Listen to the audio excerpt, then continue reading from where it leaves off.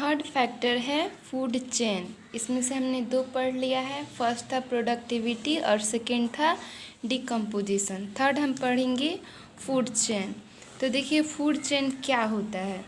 तो एक इकोसिस्टम में ऊर्जा का यूनिडायरेक्शनल प्रवाह उसमें स्थित श्रृंखलाबद्ध तरीके से जुड़े जीवों के द्वारा होता है और जीवों की इस श्रृंखला को आहार श्रृंखला कहते हैं। तो देखिए यहाँ पे हम इस वर्ड को समझते हैं।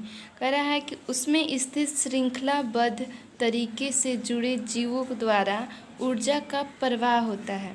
तो किसी भी इकोसिस्टम में हम देखें तो उसमें हम देखते हैं कि प्रोड्यूसर होता है, कंज्यूमर होता है। तो उसमें एक श्रृंखला में वो सजे होते हैं। जैसे यहाँ हम देख रहे हैं कि सोलर एनर्जी, ठीक है, प्रोड्यूसर सबसे पहले सन से सोलर एनर्जी ग्रहण करते हैं, अपना फूड बनाते हैं और फूड जब ये बनाते हैं तो फिर प्राइमरी कंज्यूमर प्रोड्यूसर्स को खाते हैं। उसी तरह प्राइमरी कंज्यूमर से सेकेंडरी कंज्यूमर, सेकेंडरी कंज्यूमर से टर्शियरी कंज्यूमर।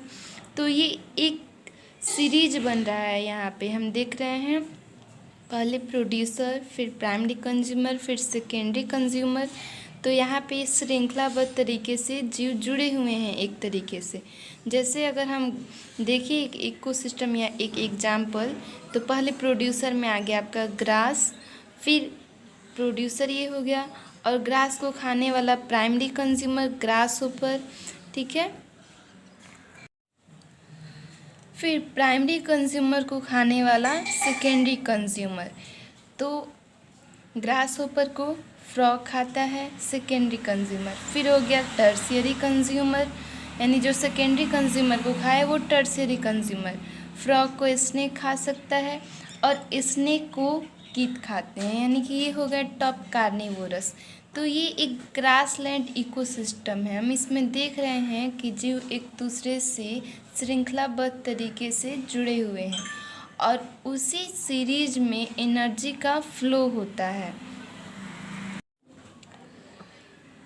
तो एक इकोसिस्टम में ऊर्जा का यूनिडायरेक्शनल प्रवाह उसमें स्थित श्रृंखलाबद्ध तरीके से जुड़े जीवों द्वारा होता है और जीवों की इस श्रृंखला को ही हम क्या कहते हैं, आहार श्रृंखला। As for example producer, producer से primary consumer, primary consumer secondary, secondary से टर्शियरी और टर्शियरी के बाद टॉप भी आ सकता है। तो ये है फूड चेन, ठीक है। इसके अदर एग्जाम्पल भी हम देख सकते हैं, जैसे इन एक्वेटिक इकोसिस्टम, यानी कि एक जलीय पारिस्थितिक तंत्र में सबसे पहले हम देखते हैं एल्गी। तो एल्गी क्या है, तो ये प्रोड्यूसर है, ठीक है, ये अपना भोजन स्वयं बनाते हैं। तो एल्गी को खाते हैं जू प्लैंकटन और जू प्लैंकटन को खाती है छोटी मछली और छोटी मछली को बड़ी मछली और बड़ी मछली को मांसाहारी पंछी। तो ये हम कह सकते हैं प्रोड्यूसर, प्रोड्यूसर से प्राइमरी कंज्यूमर, फिर सेकेंडरी कंज्यूमर, फिर टर्शियरी कंज्यूमर और फिर टॉप कार्निवोरस। तो ये हैं एक फूड चेन के एग्जाम्पल। यहाँ पे एक फूड चेन दिख रहा है। यहाँ हम देख रहे हैं कि जीव एक दूसरे से श्रृंखलाबद्ध तरीके से जुड़े हुए हैं और उनमें एनर्जी का फ्लो हो रहा है। तो ये है एक फूड चेन।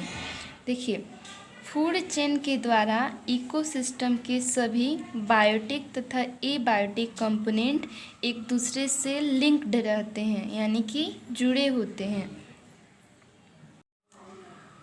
इसके अलावा फूड चेन में प्रोड्यूसर हार्बीवोरस के लिए तथा हार्बीवोरस कार्निवोरस के लिए भोजन तैयार करता है। जैसे हमने एग्जाम्पल में देखा, एल्गी हो गया आपका प्रोड्यूसर और प्रोड्यूसर भोजन तैयार कर रहा है हार्बीवोरस के लिए, ठीक है, यानी कि शाकाहारी जंतुओं के लिए, और शाकाहारी को खा रहे हैं सेकेंडरी कंज्यूमर, तो वो हो गए कार्निवोरस। तो हार्बीवोरस किसके लिए भोजन तैयार कर रहे हैं, तो कार्निवोरस के लिए। और इस प्रकार एक फूड चेन बनता है। इसके साथ ही हम फोर्थ टॉपिक फूड वेव समझ लेते हैं। अभी हमने पढ़ा फूड चेन, तो फूड चेन हमने अच्छे से समझ लिया। अब देखिए फूड वेव क्या है। तो इकोसिस्टम के अनेक फूड चेन आपस में इंटरलिंक्ड होते हैं। ये सभी फूड चेन आपस में लिंक्ड होकर एक जाल की तरह रचना बनाते हैं जिसे फूड वेब कहते हैं। अब हम देखते हैं कि ये जाल कैसे बनता है।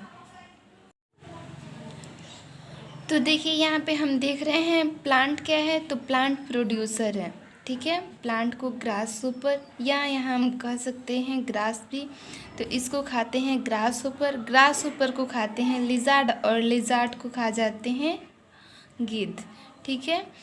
और फिर यहीं पे हम एक और चीज़ देख रहे हैं कि प्लांट को रैट खाते हैं और रैट को स्नेक खा जाते हैं और स्नेक को भी हम यहाँ देख रहे हैं कि गिद्ध खा जाते हैं। फिर यहीं पे हम एक चीज़ और देख रहे हैं कि प्लांट को रैबिट खा रहे हैं और रैबिट को भी गिद्ध खा जा रहे हैं। तो ये एक प्रकार से फूड चेन का जाल बन रहा है। अगर हम देखें तो ये अलग फूड चेन हो गया, ये एक अलग फूड चेन हो गया, ये एक अलग फूड चेन हो गया, और जब ये तीनों एक साथ मिल गए हैं तो ये बनता है एक फूड वेब, ठीक है। तो फूड वेब किसे कहते हैं, तो हम कह सकते हैं कि जब फूड चेन आपस में मिलकर एक जाल के जैसा रचना बनाते हैं तो उसे हम कहते हैं फूड वेब। देखिए, फूड वेब इकोसिस्टम में स्टेबिलिटी को मेंटेन करता है, ठीक है। अगला टॉपिक हम पढ़ेंगे ट्रॉफिक लेवल, या उसे हम कहते हैं एनर्जी लेवल।